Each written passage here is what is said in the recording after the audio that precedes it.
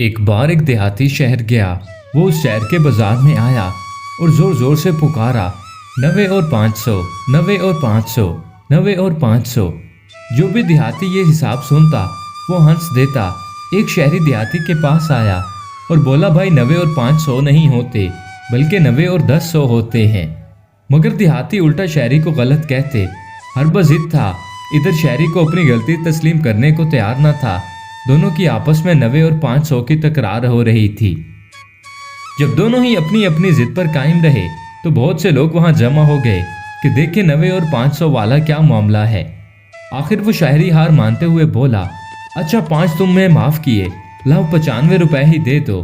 देहाती ये सुनकर हक्का बक्का रह गया, जिस पर लोग उसे ताने देने लगे और बोले, मियाँ दुआ करो, उसने तुम्हें 5 रुपए माफ कर दिए। आज के दौर में भला कौन ऐसा करता है, मरता क्या ना करता।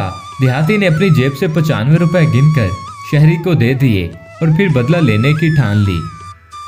दूसरे ही दिन देहाती ने एक लोहे की घड़ी हाथ में पहनी और शहरी के घर के करीब घूमने लगा।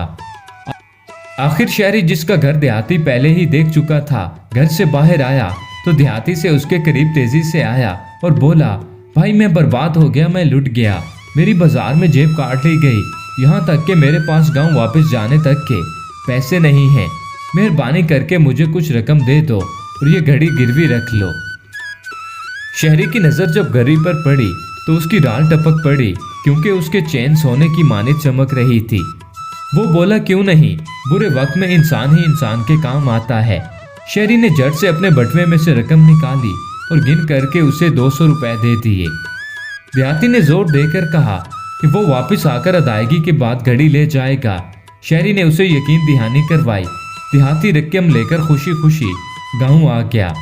जब काफी देर तक वो लौट कर न आया तो शहरी का माथा ठनका। उसने वो घड़ी एक सुनार को दिखाई तो इंकशाफ हुआ कि घड़ी की चेन पर सुनहरी पॉलिश करके उसे सोने की बनाया गया। अब तो शहरी अपना सर पीटता रह गया। देहाती उसे अपनी खोई जाने वाली रकम का बदला ले गया।